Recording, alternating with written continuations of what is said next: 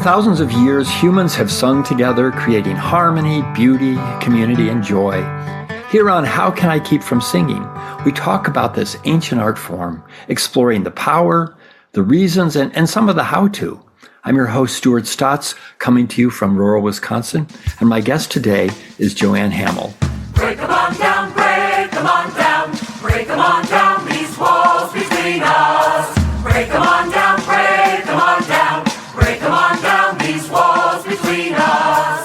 Break 'em on down, these walls between us. Joanne Hammil is a composer, songwriter, choral director, music educator, and performer.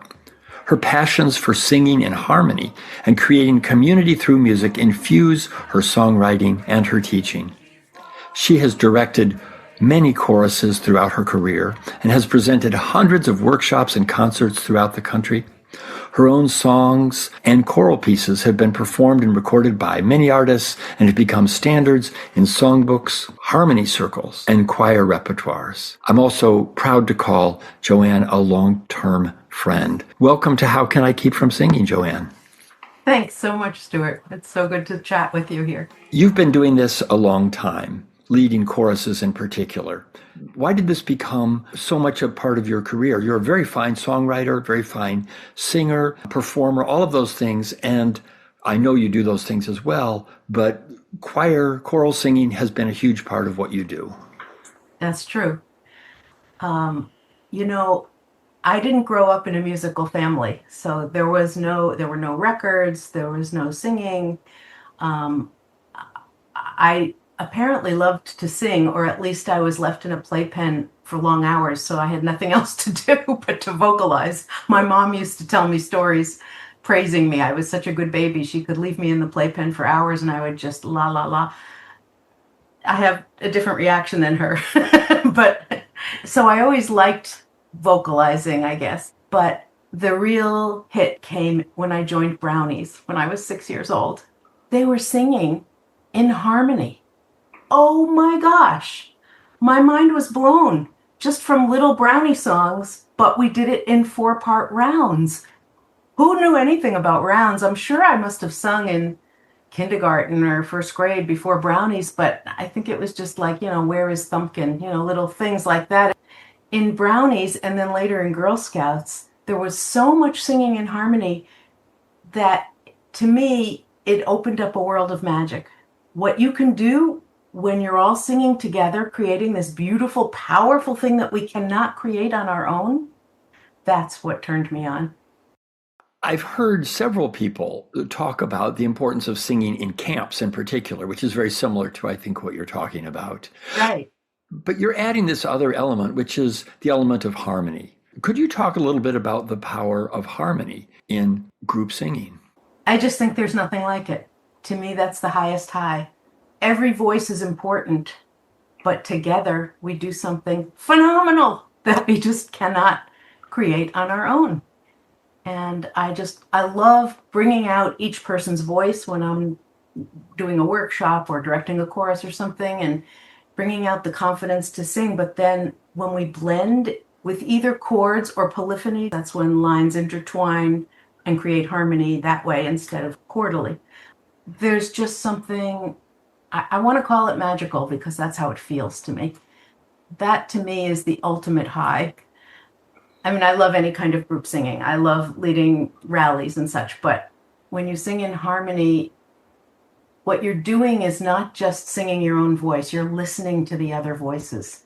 So you're relating to people through your voice, through their voices, as well as creating something yourself. You're creating something together.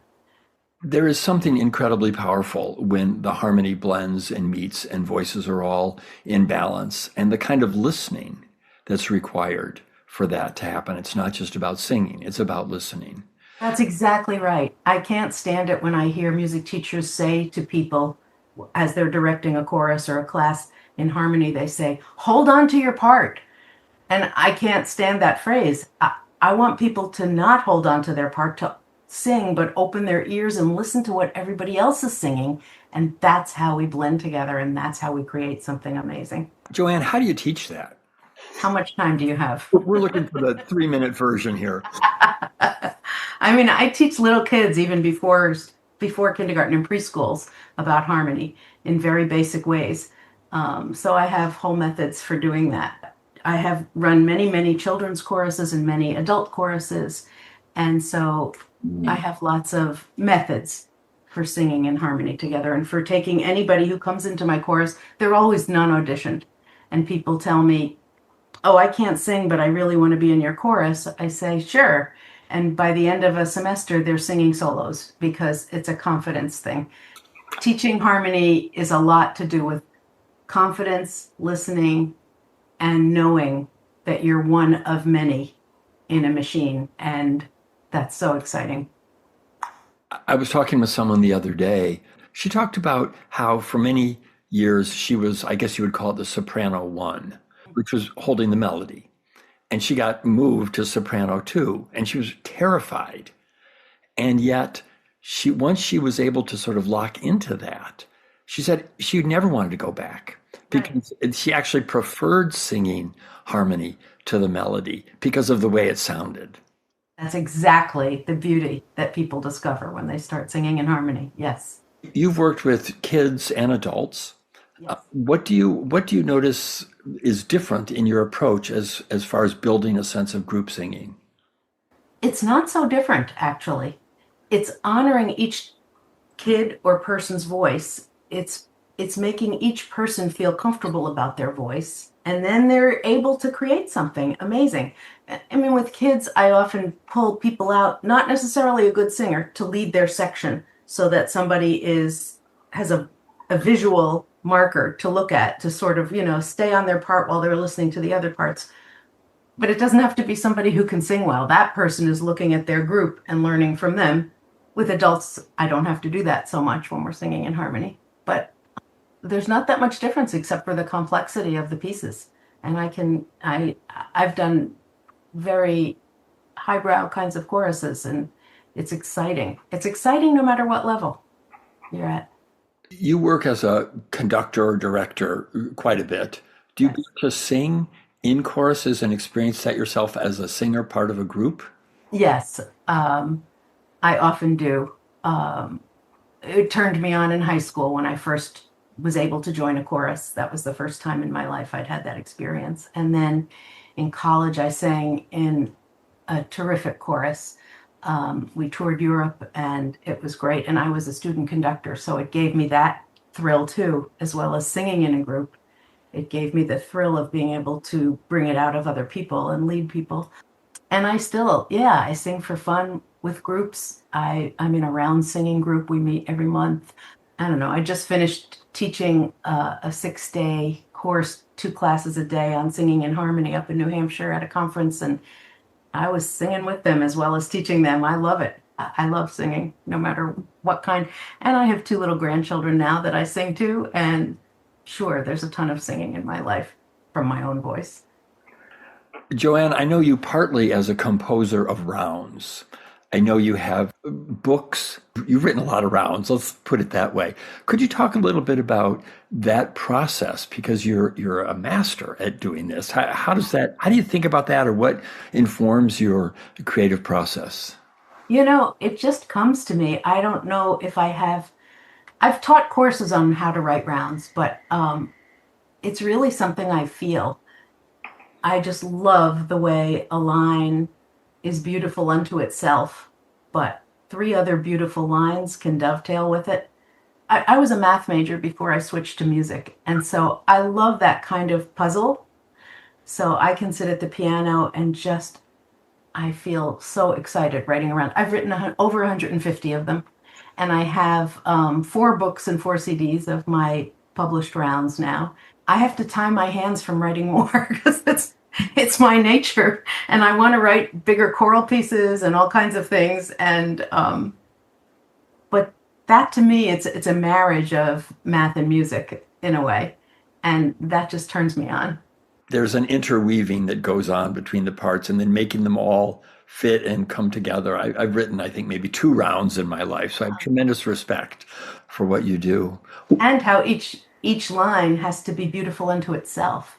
It's not just creating a vertical harmony, which some people do, but you have to have beauty through the whole round. Can you see the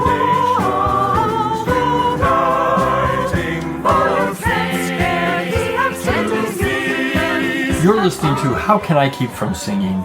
My name is Stuart Stotts, and my guest today is Joanne Hammil. I'm sticking to the union. I'm sticking to the union. I'm sticking to the union. What's the difference for you in teaching harmony versus teaching rounds? And they're certainly connected in a certain way, and yet it's a different kind of thing, I think.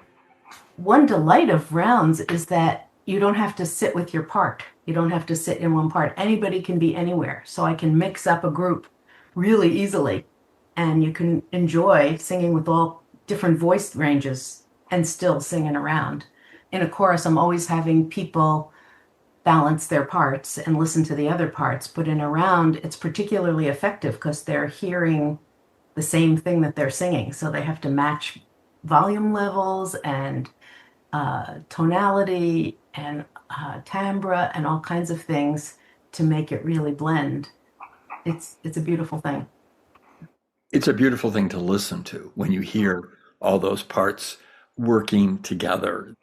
The whole is greater than the sum of its parts, kind of. Right. But you can actually hear the different parts. You can hear basses and sopranos and singing the same thing, but interweaving. Oh, it's beautiful. Yeah. You've been doing this quite a while. Have you noticed a difference from when you started, both in yourself as a teacher and leader, but also in the people that you work with? Not sure how to answer that. It's so varied. I often get people coming to me saying they can't sing, and maybe more than used to be, they're willing to try with my push, you can do it. But I think a lot of people used to be damaged in schools when the teachers told them not to sing because they couldn't hold a tune. And they're damaged for life. And a lot of people didn't used to be able to come out of that psychological burden. And now people are they're more willing to try. Why do you think that is? I don't know, a more permissive society, a more self-centered society, less discipline coming down on people and more self-empowerment than it used to be. I mean, I'm talking the difference between when I grew up in the 50s and 60s to now. So there's a long stretch there, but I think in general, both the anti-war movements, the feminist movement, movements have empowered people as individuals a little bit more. So they're a little bit more willing. And then how have you evolved as a leader of group singing? I don't mean that I was never kind. I was always kind, but I am more and more and more kind over the years, honoring what each person must have gone through in their lives to be how they are now. And that makes my teaching so much better. I guess that's the main thing. I have a softer, not that I was ever harsh at all, but I have a softer understanding of the depths of people's either distresses or joys or quirks. And I'm more able to galvanize groups of many different kinds of people together, maybe because of that. Who did you learn from in doing this work? As I said, there were no records in my house, so it was more singing in choruses and listening to the radio. And yet there were amazing people in the folk music big surge in the 60s when I was growing up. I was in high school in the early 60s and college in the late 60s. And so, of course, the Joan Baez's and the Bob Dylan's and the Peter, Paul and Mary's and the Pete Seeger, of course, is my hero. I learned by listening. And then I learned about organizations like the People's Music Network of Songs for Freedom and Struggle that I joined in the 80s. And then I was one of the founders of the Children's Music Network, which is where you and I met. And those groups of wonderful people who all had similar goals to make the world a better place through music, to make a difference through music, to politicize some of the deepest problems in our society through music and get people to think about it more. I am forever grateful to everybody like you who I met through those organizations. That really influenced me hugely. I just feel blessed about it. I could have gone through life without knowing all those activists, and it was powerful. You mentioned politics. How does your own political thinking or work connect to this work of group singing? It connects hugely. I try not to let it show too much because I do direct people of all kinds of philosophies and political bents. But of course, I write songs and I choose songs by fabulous songwriters that have my orientation. And I have an effect that way, both with children and with adults. There's so many fabulous songwriters. I've arranged your songs for my children's choruses, especially. So many ways to be smart is one of the high points of people's years. And I created harmony to it, of course. And many adult singer-songwriters, Joe Jenks, Ruth Pelham, all these people that I love, I've taken their songs and arranged them in four-part harmony for choruses. And you can't help to feel my message, even though it's not messagey. Do you ever run into challenges with that, especially with adults who might find something in what you're presenting not quite in alignment, or who might guess at your deeper political sensibility? I haven't, but it could be that that's self-regulating, that people who join my chorus or maybe might not keep up with it, maybe are of a different bent, but I'm not sure. I'm not preachy at all. I don't sing things, I don't bring things to choruses that are really hugely, one-sided that way politically. But my songs and other songs that I choose do show my bent. Sometimes I have a comeuppance that's good for me, though. And I'm thinking of one time when I was teaching a song that was a lovely German round, and one of my chorus basses came up to me and said, "I can't sing that because I researched it and I learned that the guy who wrote it was a Nazi." And I withdrew the song from the program. I had no idea.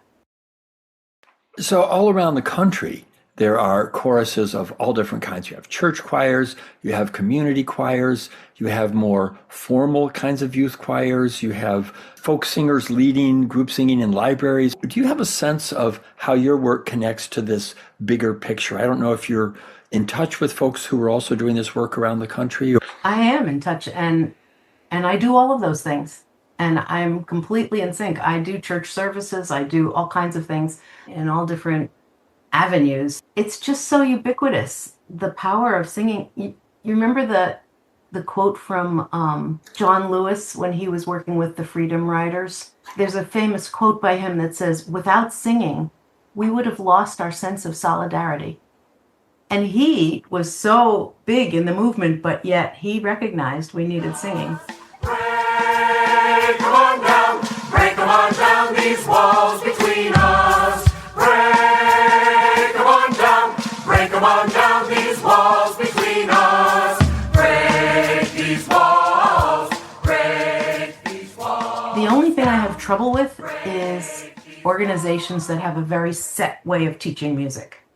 Some of these programs for children that are corporate now, they don't have any bandwidth for anything different from what they think should be.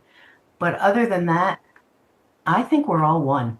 I think it's just fabulous that all these different kinds of group singing we can honor each other. And honestly, I think it was made even more powerful when COVID hit and we all had to stop, because that was a gut punch to every single person in the world who was singing, whether it was in their tribe in Africa or their community garden and somewhere, or their Bulgarian dancing, everybody realized, not that we didn't before, but it was right in our faces, how huge singing was as a tool for keeping us all together, and whatever kind of singing you did. There does seem to have been some kind of resurgence post-COVID for people who want that in real life, face-to-face kind of experiences, and in particular something like music, which is so lifting of the spirits and connecting to the people around you. So when you are beginning, when you're working just at the beginning of a rehearsal or a class or whatever, what are some of the warm-up things that you want to make sure you do? And I don't just mean, physically or vocally, but how do you kind of set that tone in that first 10 minutes of working with a group that will ensure some success further on? It's really important. That is more important than most people think. It's not the warm-up exercises, it's the attitude, it's the welcoming, it's the looking at each person, it's the making sure everybody's seen and everybody feels part of it. And that's done through different little musical exercises, but a lot through the director's attitude and welcoming spirit and not starting really hard, but getting into it slowly and getting everybody comfortable. Yeah, it's a huge part of it. I'm not one to belabor vocal warm-up exercises. I do them, but it's more about getting everybody to relax and know that each one of them is part of this whole and important in this whole. So there are different tricks to doing that. Yeah. Yeah, it's so the vocal warm-ups become more a way to connect and relax and move into the experience than just the physical aspect of things. Exactly. It's both. It's both. Yeah, it's warming up your vocal cords and your breathing, but it's the other things are more important to me. Yeah. Where does this take you from here? You've been doing this a long time. You have a tremendous amount of wisdom and experience about this. I know we talked earlier, you're doing a little bit less than before, which is completely understandable. Yes, I'm doing a lot less. I had to stop my huge intergenerational chorus when COVID hit. And then by the time you could start it again, 4 years later or so, I'm really aging out of the ability to do that. So I didn't start it again, although I have a reunion sing for them every year, which is lovely. And I'm taking little jobs. I'm just not taking anything steady anymore. And I love writing music, so I'm still composing. And there are so many choral pieces I want to write, as well as, like I said, I tie my hands from writing rounds, but I just wrote one the other day and I couldn't help myself. And then I have a website that helps get my music out to other choral directors or singers or people who like to sing. And so there's always stuff to do on there to post more songs. I want to post my choral arrangements that are not my own songs originally. Right now on my website, it's my music, and then it's music scores with piano accompaniments that I've created so that a choral director can use it, but it's all about my own songs. And I want to now take the 200 or so songs that I've arranged for choruses and post them so choral directors can have a repertoire of things that I've arranged. There's endless things to do that can keep me occupied. I have a little tinge of sadness about the loss of directing choruses in a steady way.